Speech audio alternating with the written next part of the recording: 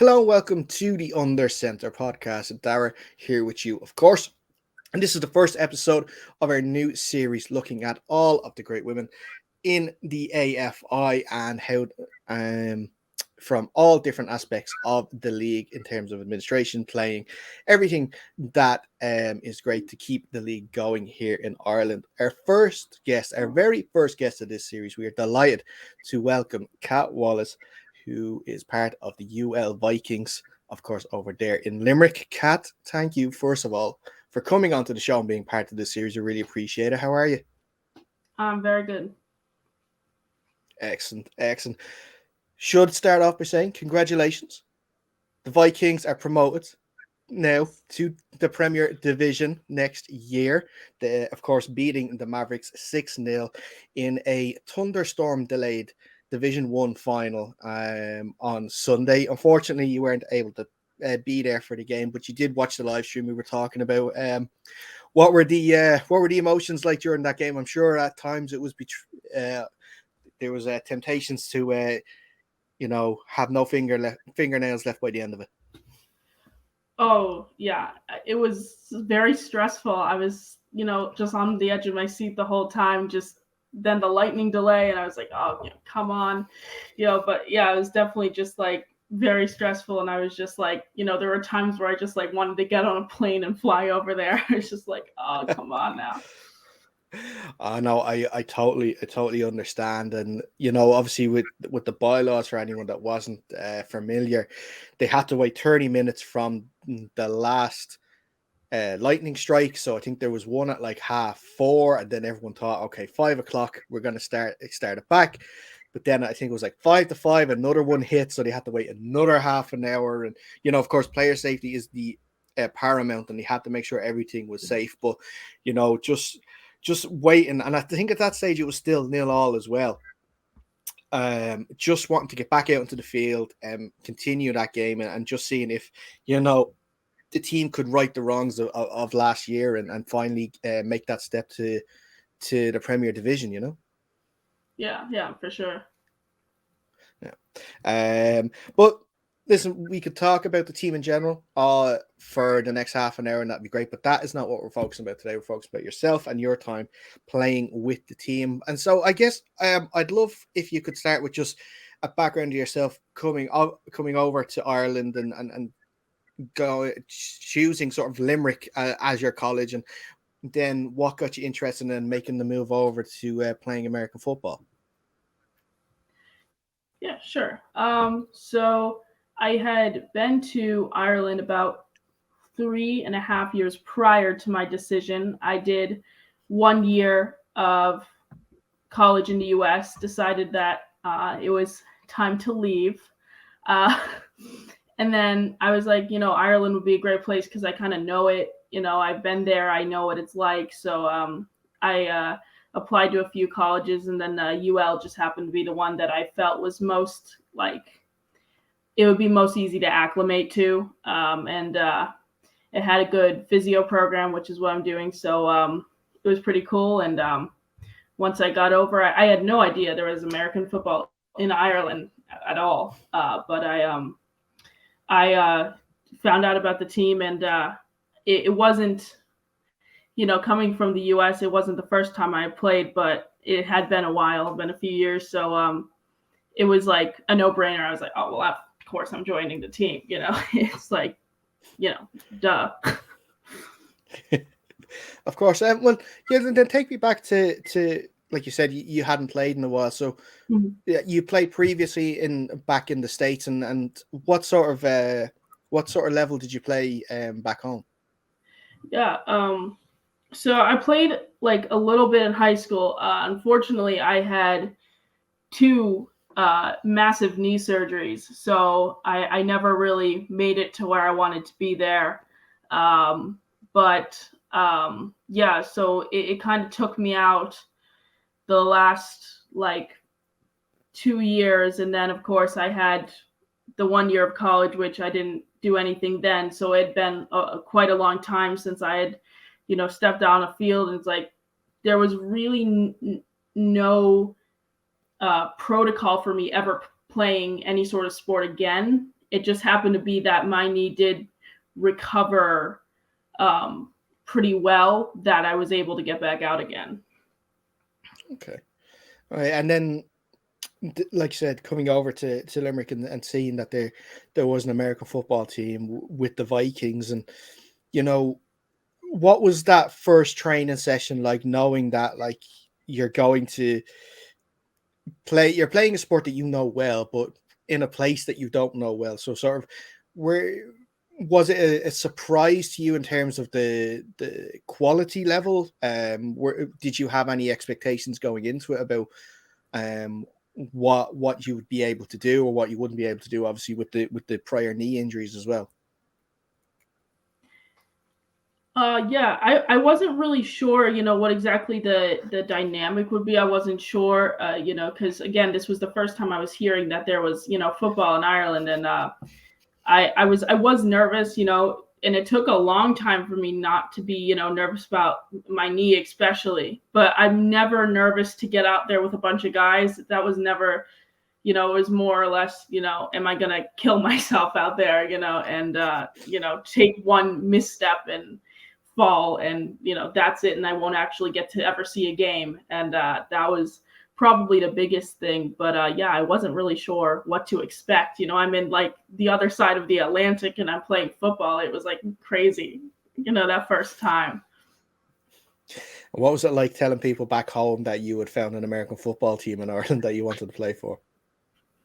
Oh yeah, I called I think my dad was the first one I called, and I was like, "You'll never believe what I'm gonna do." And he's like, "Wait, hold on, like football like soccer, or like football like our football?" And people were really confused, and they were like, "Wait, I thought you moved to Ireland." Once I started telling people, and I was like, "No, I did," but I was like, apparently, this is a thing here too. So yeah, it was definitely weird for people who were, still in the US to hear that. Oh yes, I totally for sure. There is going to be some sort of acclamation, people, because that's the thing. Anytime, whether we've talked to people on the show here before, and it's been like that, the when you tell them about the league here, or if you talk to other players like yourself that have come from overseas and plays, the first thing they always say is, "I didn't know there was a league here." That's the first thing they always say. They probably didn't even know that we liked American football and stuff. And but you know, then take me to your sort of first game then with the team. Um, who was it against? What were the emotions like that day? And how was the day overall? Yeah, so the first game was against the Rhinos, and I remember being really nervous that I was gonna screw up, and there's really not much you could screw up as a DN, like really, like how much you just hit the gap. But it was like I don't think I slept at all the night before. It was just like I really couldn't believe like that I was actually playing football again, because again, not thinking I would ever have like the strength in my knee to get back out there again. And it was a very nerve-wracking day. But like once I got out there, it was like, well, I kind of just get into a zone and like try not to think. And I did, think about things too much that first game, and I was like, well, okay, we're gonna have to not think the next game. But it was just like, just be in a zone, because like I know I can do, like I know I can do this, so I just got to go out and do it. Just do it, and that's that. But it was just an amazing feeling to be on that field. And excuse me, that was my alarm. But yeah, no, it was the it was really exciting. I was nervous. But it was also like really exciting. Yeah, of course, and like that, playing D end. Has that always been your position, back to playing previously as well, or was this a whole new start in a whole new position? No, not really. It's always kind of been defense. When you show up on a field in the US to your first practice, and you're a girl, they're like, "Where do we put you?" They hadn't seen anything like it before. So it was just it was just kind of like we'll just throw you on defense. So, I was very familiar with the position. It's pretty easy to go into. Yeah. Well, look, that's the beauty of the defensive line. So I play defensive tackle as well. When you just said, okay, which gap am I going for? A, B, C. Okay. And then that's all you have to focus on. And then if the ball's going near, just chase the ball. It's kind of, yeah, it's one of those nice positions, just get used to and get, accustomed to sort of playing, of course, playing the sport, I should say. Yeah. Yeah.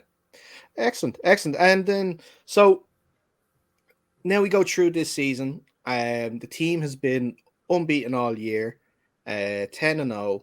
Fantastic year for the team. I don't. So, what has sort of been the message from coaches all year? Because I know, like last year, they had the big disappointment of losing it in the final last year.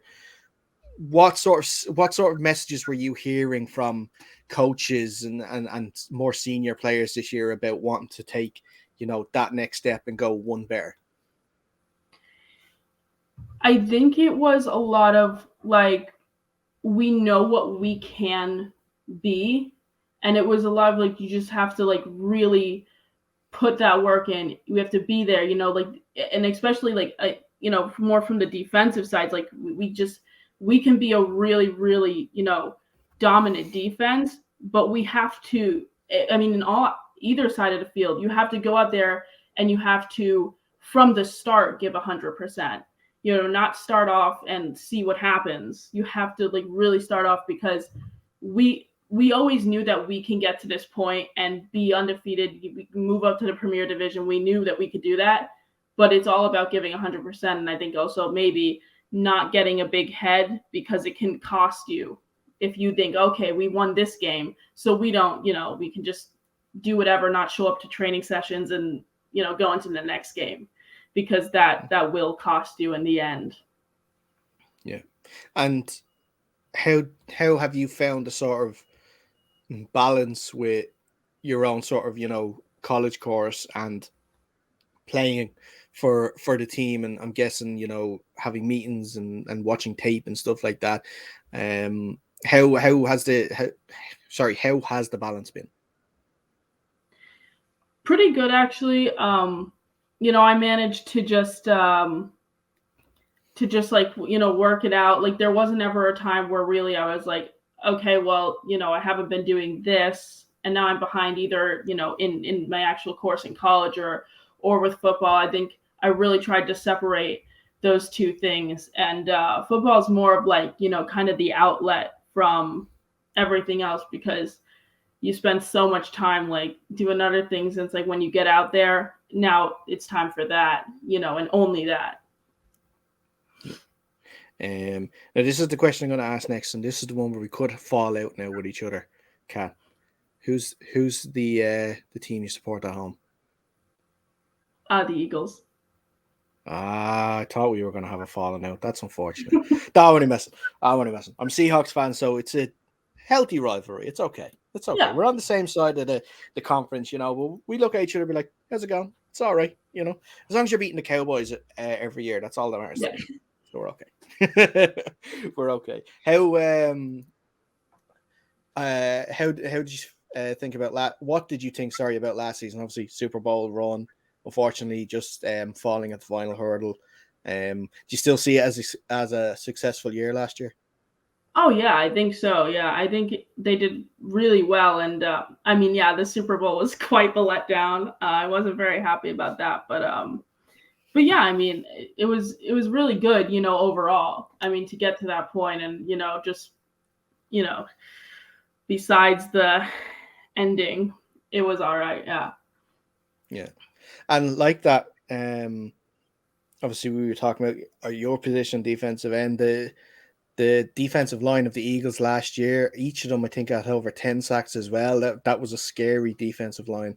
And I know you've lost Javon Hargrave, although you're after getting Jalen Carter now in the draft. So I guess expecting more of the same now this year. Yeah. I think that they could kind of, I think that they're gonna have like a really powerful defense still, but like kind of they're still kind of mourning that loss. So I think, I mean, I'm biased because I'm a fan, but I think they're going to come out, probably even better, this coming season. So it'll be interesting to see what happens, but I'm hoping we get another shot. Oh yeah, for sure, for sure. I'd definitely be up there at the end. Maybe a Seahawks Eagles NFC Championship game. I think that might be fun because I know they're going to face each other in the regular season too. So that's going to be interesting as well. Yeah. For sure, it'll be a good game. Well, yeah, sticking obviously closer to the Irish game. Like I mentioned, you're one of a number of women in the league that we want to talk to and stuff like that. And for anyone that is listening or watching this episode and thinking about getting involved, whether they're a man, woman, and whatever is thinking of getting involved in the game, what would you say to sort of encourage them to sort of give American football a try in their local area and try and find a local team? Yeah, well, I think, outside of just, the game being just really great fun, it's like you join the team and it's, they become a lot more than a team. Like you make so many friends and like training sessions, they might be, difficult physically, but like, it's really good fun. Like, I mean, I looked forward to every training session, every game, just because of the people that were around. It's like really good camaraderie that comes from it. And I think you get to meet a lot of different people. And I mean, it's football. So it's really, it's really a lot of fun, with the people, with the game. Yeah. Well, I was just going to say, one of the biggest things for me, and I don't know if it is about you, but even just, at a training session in the warm ups, just shit talking about our own teams, our own NFL teams is one of the highlights anyway of when I'm going to training. Oh yeah, yeah. I feel the same way. It's Yeah. definitely, going out there and just, yeah, this I remember just the one time, after the Super Bowl, we had all gone out to see it, and it was very split, and they were like, like they were like, Kat, you were so angry the other night. Do you realize how angry you were? And I was like, yeah, I was angry, and it was just like one of Yeah. the, like, it's just the best time out there. Yeah. Well, look, that's the thing, and that's your team. We gotta allow you to be, happy when they win and upset when they lose. Because if you look at it closer to home, GAA teams, lads from Limerick are there. Limerick are losing in the hurling All Ireland final.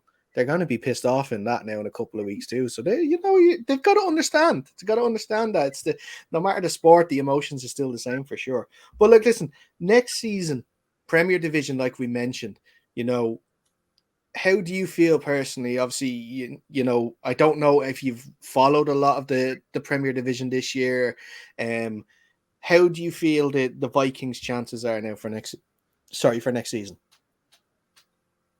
I mean, I think, if we continue the way we are with kind of like the dedication and the intensity level that we have going, obviously we need to up it. We're going into a whole new division. It's going to be a lot more intense. But I mean, I honestly think that if we continue and, up that intensity, like we could have like a good chance, and we have like really great lads on the team. Like, I mean, some of these guys are just incredible, and like, um, I think that we could really do something. We could really make an impact in that division next year. Absolutely, absolutely. And look, listen, you should have been the team should have went up last year. Just luck wasn't on their side last year. It was this year. They're going to go up. You have the numbers, you have the talent, and that's something that's really going to stand in good stead to you guys in the Premier Division for sure. I can't wait to see it. I can't. You're going to get a decent away game actually, the one that's not a trek across the country because you get to go down to Cork for an away game. Hopefully, if the fixture list allows it. But yeah, I'm sure that's going to be part of the fun too, having sort of that local Munster rivalry as well. That you get to go down to Cork for a bit and not have to go to. So what was one of the worst ones that actually I don't know? Did you play the game up in Donegal against the Vipers? I wasn't at that one, but yeah, No, that's that I've heard that was quite a trek to to get to. that's tough. That is tough. Because actually, ironically, I was actually one of the officials for that game, and we had to drive from Dublin. Don't ask me why they chose us to go to Donegal from Dublin to ref a game when there's so many other teams closer, but um, that was what actually seeing that was the first time I got to see the Vikings in person as well, and that was when I realized too that this team is definitely getting promoted. This team is unreal because I think it was like 30, was a 42-6 or something in the end, or 42-8 in the end, um, where it was a complete dominant performance. Every facet of the team was working, especially that defense as well. And I've gotten the chance to speak to Finn and to your cornerback Evan Quigley on the show before too. You can tell by the way they talk that they knew that this season was a big year for them, and they rightly sealed promotion. So what about yourself then personally? Obviously, be back hopefully what, August, September, and Yeah. then do you have you been told yet when preseason's going to start? No, we don't know exactly, but I'd say yes. Sometime, uh, we start training like last year. We started end of September, something like that, if I remember correctly. But yeah. But I mean, I'm looking forward to it. I just really looking forward to get the ball rolling again, and like just get back into it. Because I mean, I think that's the hardest part. You've been off like the first couple of like training sessions, you're getting back into it. But I mean, once we get the ball rolling, it's gonna be good. Oh, that preseason conditioning is the worst. It's the absolute worst. We've already talked about it on our team, saying we're going to start with an extra 1 hour session where there's no footballs, it's just all running. And like, I'm a lineman, I'm a big lad, I'm not built to run, and I'm already dreading it. It's not going to be fun at all. But look, Kat, it's been absolutely fantastic to speak to you. I really do appreciate the time. And I can't wait to see you and the Vikings in the Premier Division. Hopefully, if you're over in the trips to Dublin, playing some of the Dublin teams, will be down to watch some of the games. But I hope you enjoyed the rest of your summer. Yeah, yeah, you as well. Thank you for having me on. No problem at all. No problem. Like I said, this is the first of many episodes that we're going to do in this edition, this series of Women in the AFI. So stay tuned to our YouTube channel, Under Center Podcast. Like the video, subscribe, comment underneath how well do you think the Vikings are going to do next year in the Premier Division. Like I said, if you subscribe, it's the best place to be kept up to date on the latest shows coming up over the off season for the AFI, and then looking ahead, of course, to the NFL. But until next time, stay safe, and we'll see you soon.